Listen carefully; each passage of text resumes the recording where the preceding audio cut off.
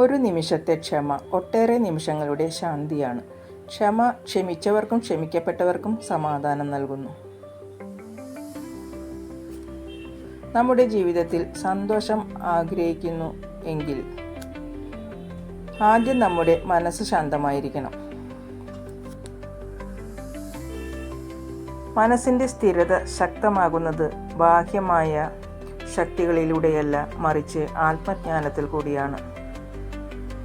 ഒരു നല്ല വാക്ക് ഒരാളുടെ ദിവസം മാറ്റിമറിക്കും. സ്നേഹപൂർണമായ ആശംസകൾ ആത്മാവിന് ഊർജം നൽകുന്നു. ആശംസകൾക്ക് മൂല്യം ഉണ്ടാകുന്നത് അതിൻ്റെ സ്നേഹതാളമാണ്, വില കൊടുത്ത സമ്മാനമല്ല. പെരുമാറ്റം ഹൃദയസ്പർശി ആയിരുന്നാൽ മറ്റുള്ളവരിലെ ഹൃദയത്തിൽ നിന്നുള്ള ആശീർവാദങ്ങൾ അനവരതം നമ്മിലേക്ക് വന്നുകൊണ്ടിരിക്കും.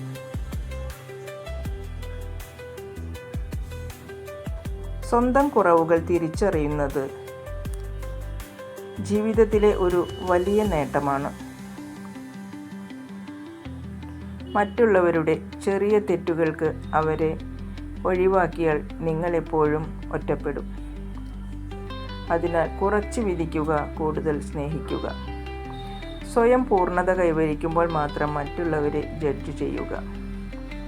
ഒരുപാട് സ്നേഹത്തോടെ എല്ലാവർക്കും ശുഭരാത്രി.